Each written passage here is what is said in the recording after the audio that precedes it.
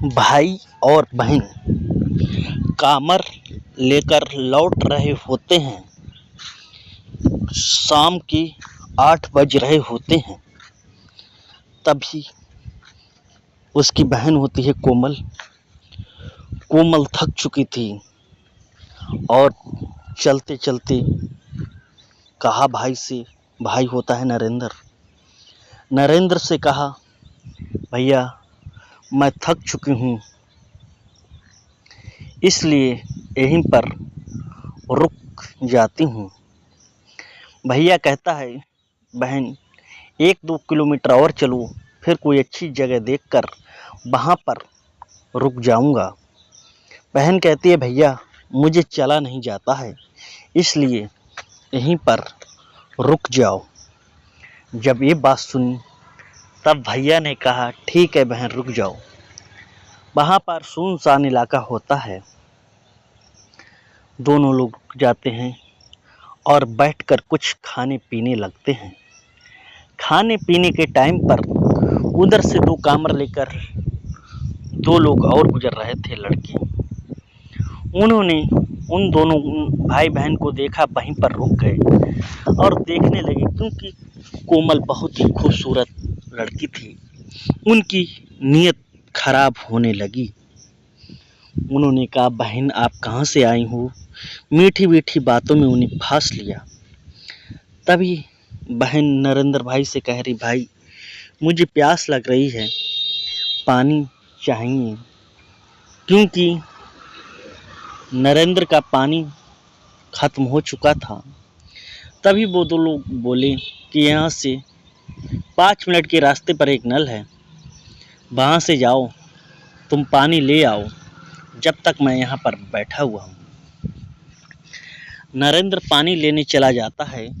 उसके बाद में क्या होता है श्रोताओं, जो 2 लड़के होते हैं वो उस कोमल पर मुंह में स्प्रे मार देते हैं। स्प्रे मारकर वो बेहोश हो जाती है। तभी उसे पास के झाड़ी के पास ले जाते हैं और उसके साथ घिनौना कृत्य करने लगते हैं। ये घटना, नमस्कार दोस्तों, ये सच्ची घटना मैं आपको सुनाने जा रहा हूँ। ये घटना उत्तर प्रदेश जिले के रामपुर से शुरू होती है। वहाँ एक हंसता खेलता परिवार होता है। काल्पनिक नाम एक बहन होती है जिसका नाम कोमल होता है। उसने अभी इंटर की 12वीं की परीक्षा दी थी और उसका भाई जो नरेंद्र होता है वो फौज में नौकरी करता है। फौज की नौकरी करते करते 22 दिनों की वो छुट्टी पर आया हुआ था। उसने कहा, मेरी बेटी जवान हो गई है, क्यों ना अपनी बहन के लिए एक अच्छा सा लड़का देखकर शादी कर देनी चाहिए। वो अपनी बहन के लिए लड़का देखने लगता है। देखते ही देखते उसे एक अच्छा लड़का मिल जाता है और रिश्ता पक्का कर देता है। रिश्ता पक्का कर देने के बाद में 1-2 दिन का समय बीतता है। समय बीतने के बाद में बहन कहती है, भैया चलो इस बार मैं भी कामर लेने चलूँगी, क्योंकि फिर शादी हो जाएगी, फिर नहीं जा पाऊँगी। भैया बोला, ठीक है। 1-2 दिन तैयारी करने के बाद में चल देते हैं कामर के लिए। कामर जल चढ़ाने के बाद में जब वापस लौट रहे थे, 12 किलोमीटर का सफ़र करने के बाद में शाम हो जाती है। समय लगभग 8 बजे का था। 8 बजे के टाइम पर वहाँ वो रुक जाती है। रुकने के बाद में दोस्तों नरेंद्र और कोमल वहीं पर रुककर कुछ खाने पीने लगते हैं। खाने पीने के बाद में वहाँ पर 2 लड़के आते हैं कामर लेकर। वो कहते हैं बहन बहन करके मीठी बातों में फांस लेते हैं। उधर नरेंद्र को भी प्यास लग रही थी और कोमल को भी प्यास लग रही थी। कोमल ने कहा भाई मुझे प्यास लग रही है, पानी का इंतजाम होना चाहिए। तो कहा कि यहाँ से 5 मिनट की दूरी पर नल है, जाओ पानी ले आओ। अब वो वहाँ चला जाता है नरेंद्र पानी लेने के लिए। उसी समय ये दोनों जो लड़के होते हैं जिनका नाम कालू और एक का नाम नीरज होता है, दोनों उसको मुख में स्प्रे मारकर झाड़ियों में लेकर उसके साथ घिनौना कृत दुष्कर्म करने का अंजाम देने लगते हैं।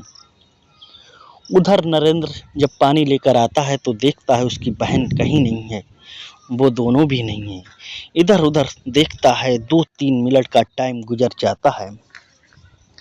जब 2-3 मिनट का टाइम गुजर जाता है तभी वहाँ पर देखते हैं क्या कि आगे कुत्ता भौंक रहा है।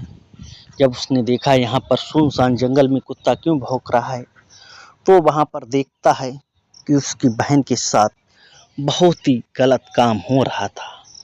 तभी वो नरेंद्र फौजी होता है, ताकत में भरपूर होता है, दोनों के ऊपर टूट पड़ता है, दोनों को बहुत बुरी तरह से पीटने लगता है।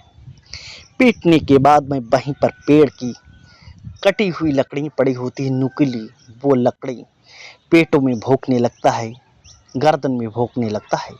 दोनों की निर्मम हत्या कर देता है नरेंद्र। जब हत्या कर देता है वहाँ पर चीख पुकार मच जाती है। वहाँ पर कुछ यात्री लोग निकल रहे थे और कुछ कामर भी वाले निकल रहे थे। तभी नज़दीकी पुलिस स्टेशन को फ़ोन किया जाता है। मौके पर पुलिस पहुंचती है और नरेंद्र को पूछताछ के लिए थाने में ले जाती है। वहाँ से पूरी बात पूछती है और उससे गिरफ्तार कर लेती है। उन दोनों लड़के नीरज और कालू के बारे में पता निकाला जाता है जिनकी हत्या की थी। तो वो 3 दिन पहले एक गांव से की दुकान से 1-1.5 लाख की चोरी और सामान चोरी करके भागे हुए थे और कांवरियों में शामिल हो गए थे, नकली कांवरिया बनकर। अब क्या होता है श्रोताओं, नरेंद्र को चार्जशीट लगाकर जेल भेज दिया जाता है और वो नरेंद्र जेल में है। आगे आपको इस घटना से क्या सीख मिलती है? क्या नरेंद्र को ऐसा करना चाहिए था या नरेंद्र पुलिस को फ़ोन करता? आप ऐसी सुनसान जगह पर आपको रुकना चाहिए था? क्या आप बोल रहे हैं? अपनी राय कमेंट बॉक्स में ज़रूर दें।